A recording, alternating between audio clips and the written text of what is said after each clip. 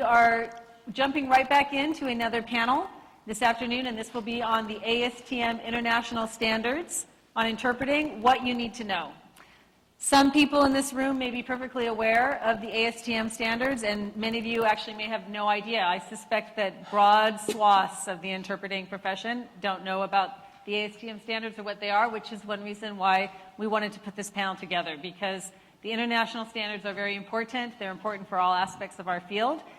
And as our mission is to continue to bring information relevant, we really are happy to be able to have people present. It's kind of a quasi-panel presentation mode. We first are going to have, I'll just introduce our first three panelists. We have Monique Roske, owner and president of M2 Language Consultants, and Teresa Salazar, right here, is Director of Interpreting Services at the U.S. District Court for the District of Columbia, and Heather Barkley, I think I'm shadowing you, who's VP and COO of Ad Astras. Now, each of these women serve in volunteer time on the ASTM committee process, and I'm going to let them describe what their roles are, because they'll do it much better than I am.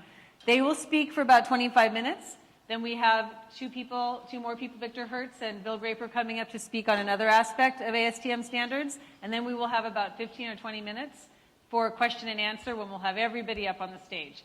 So without further ado, please welcome our speakers. Thank you very much.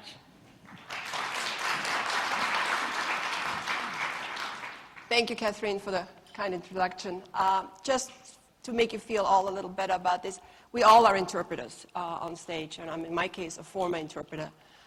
So as you will see in the bio, I also freelanced for a long time, both as an interpreter and a translator, more consecutive than simultaneous on the interpreting side.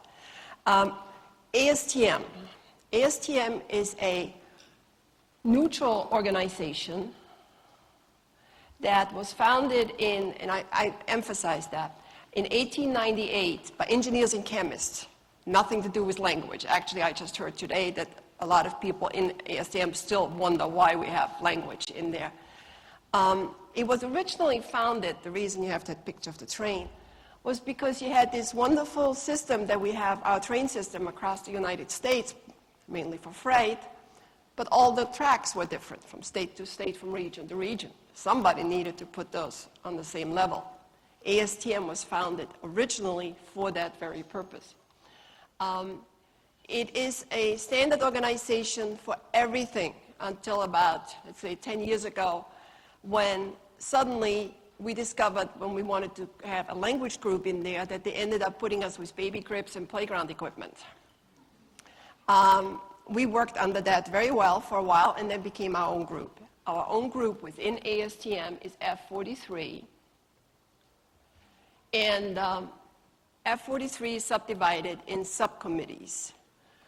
What we are doing is we are working with ASTM to develop current standards for interpreting as one of the subcommittees.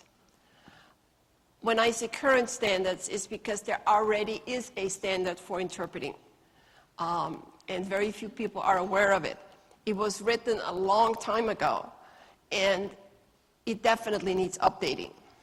And if you want my humble personal opinion, it also needs shortening. It was very intimidating when I saw it the first time. If you're a translator, you can look at the translating standards, interpreting standards. You truly have a voice. And I would like to point two people out in the audience. One of them is Ashley Wyand, if you could raise your hand. Ashley is our ASTM person. So if there are any questions later on about ASTM itself, I'm going to refer to Ashley. She's the expert. Kathleen Diamond, whom most of you know, is our membership secretary for our committee F43 under ASTM. If you're interested in joining us, and I'll invite you to consider that seriously and join us, she would be the person to talk to. Aside from the meetings being every 6 months, spring or winter, we actually have, thanks to technology, regular WebEx meetings and other ways of communicating and working on the projects that we're working on. This, in my point of view, is the most important slide of what I'm showing you today. When we say producer here, that's ASTM lingo, my apologies. It means interpreter, all right? The producer is the interpreter. The user are companies that use interpreters. The US government is a big user, obviously, of interpreters. And the general interest under the ASTM classification is actually what I am, which is now the owner of a company that hires interpreters and sets up the stage with the client to do that. What is interesting with ASTM is very careful that all points of view are being taken into consideration. Everyone has a vote. So it's not just one group that determines what the standard is going to be like, or another group. It's all the groups together.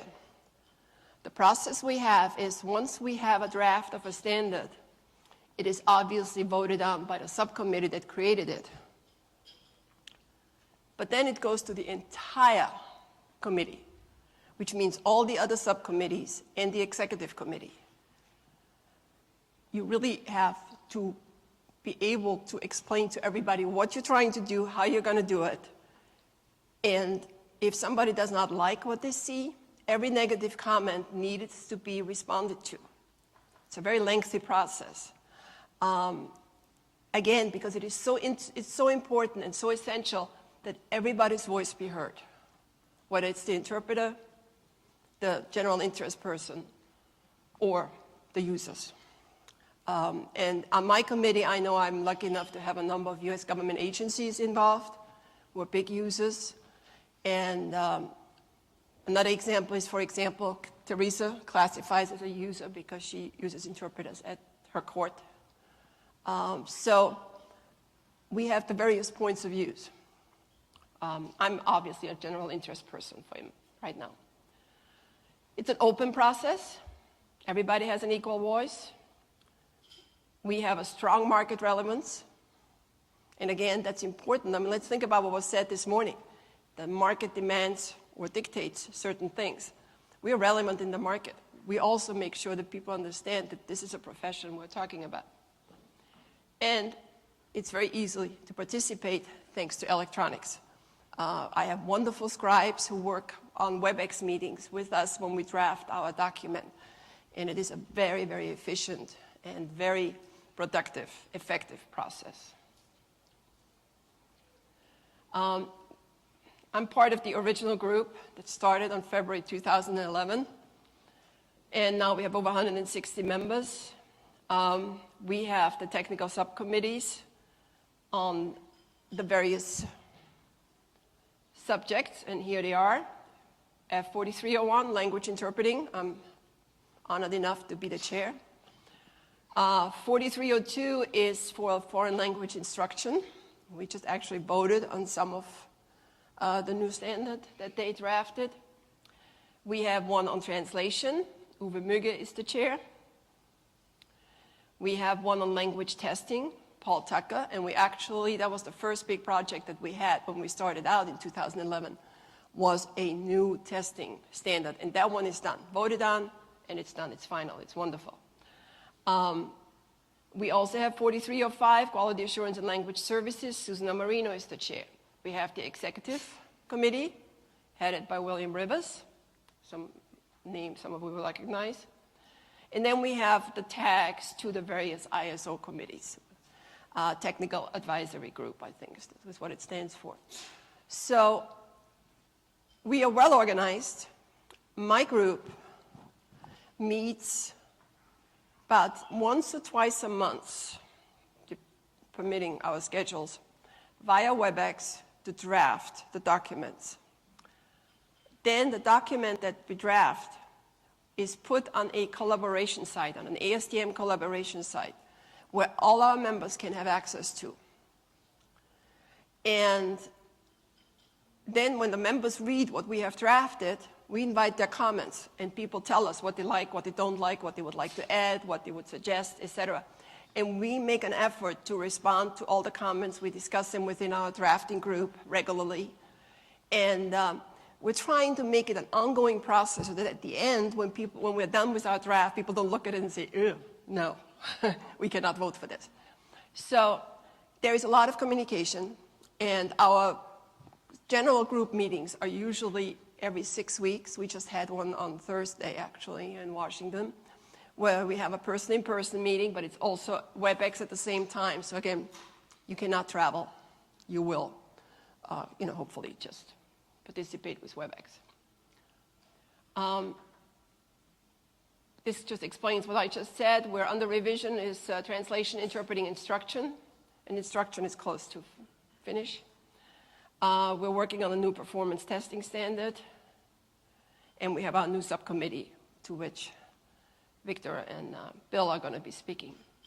And then we have our input that we have into the multiple international standards in ISO. So, and again, I'm urging you because I don't have only interpreters in my group either.